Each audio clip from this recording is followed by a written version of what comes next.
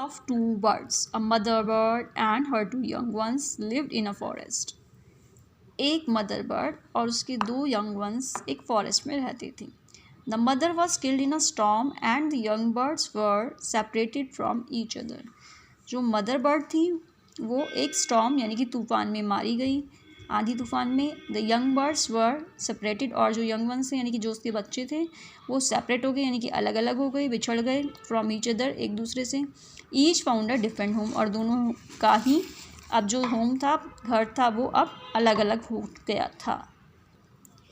There once lived a bird and her two newborn babies in a forest.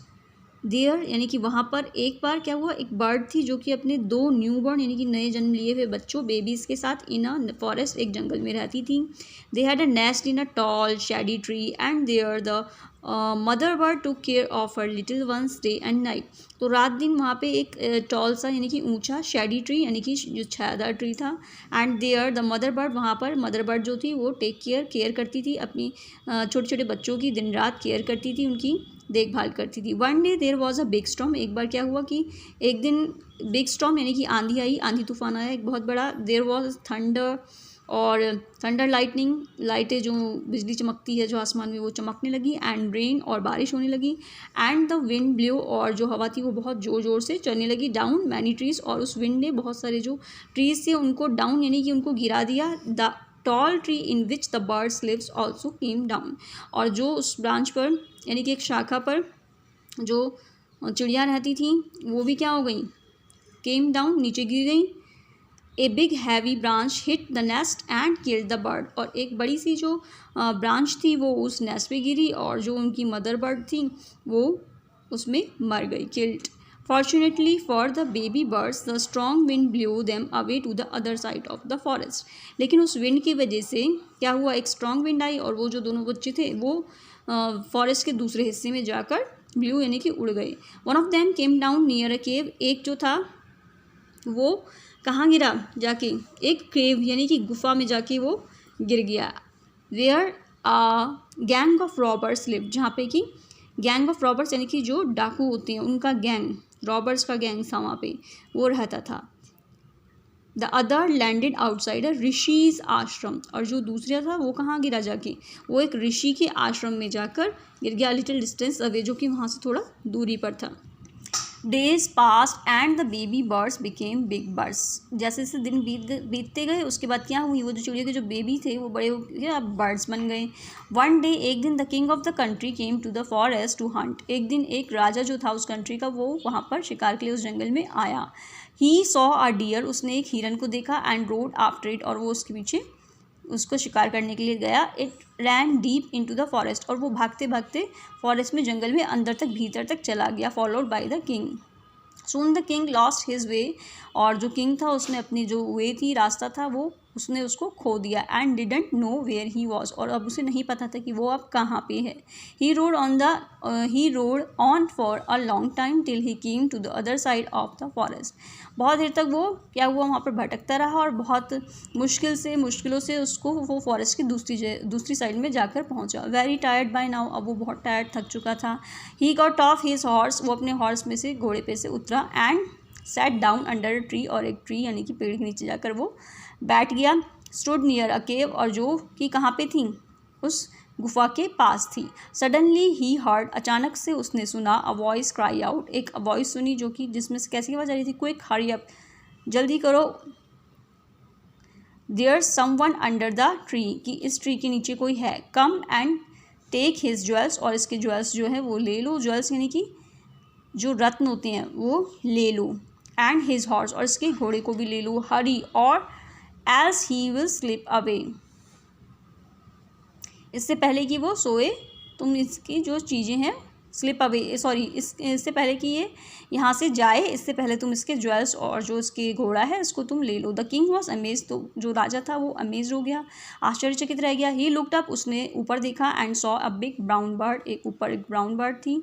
On the tree, उस tree के ऊपर, पेड़ के ऊपर. Under which he was sitting, जिस पर वो बैठा था. ही ऑल्सो हर्ड फेंट noises issuing from the cave, और उस जो गुफा थी उसकी तरफ वो ऐसी आवाज़ ही आ रही थी. He quickly got on to his horse and rode away as fast as he could. और वो फटाफट से फिर वहाँ से जैसे उसने आवाज़ सुनी तो वो वहाँ से भाग गया।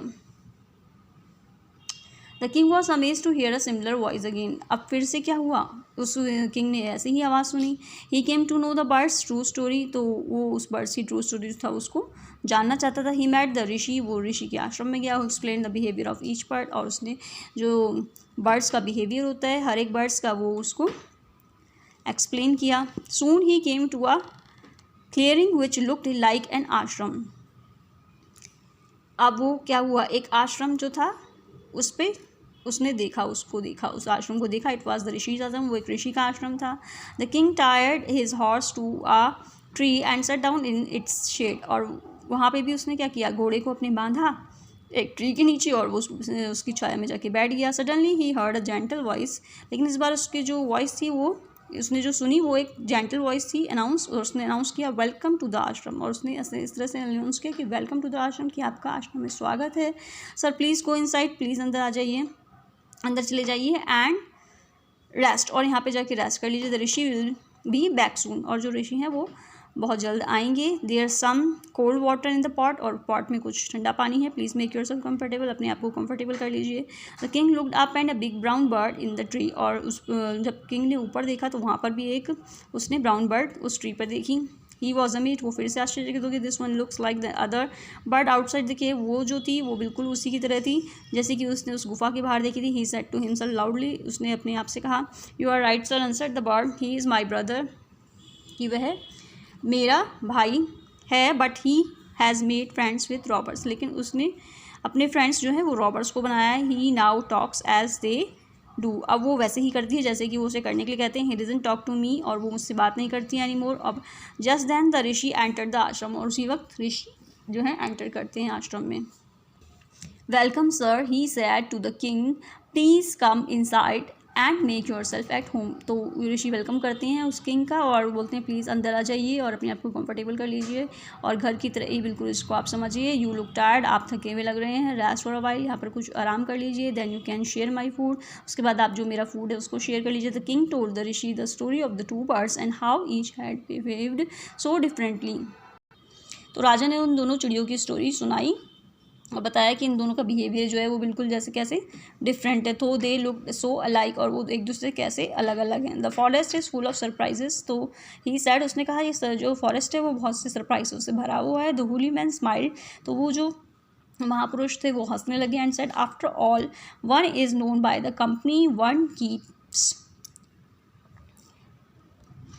उसने बताया हंसते हुए कि हमारी जिस तरह की कंपनी होगी उसी तरह की हम हो जाएंगे। That bird has always heard the talk of robbers, उस बर्ड ने हमेशा रॉबर्स की जो बातें हैं वो सुनी है। ही इमिटेट देम, वो उनको कॉपी करती है। And talks about roaming people, और उनसे बातें करती है। This one has repeated what he has always heard, तो उसने जो कुछ भी हमेशा सुना है वो वही बोलती है। He welcomes people to the ashram, now come inside and rest, I will tell you the more about this place and this birds, और जो यहाँ पर है उसने हमेशा इस तरह की बातें सुनी हैं कि वो वेलकम करते हैं आश्रम में, तो वो इसी तरह की बातें करती है।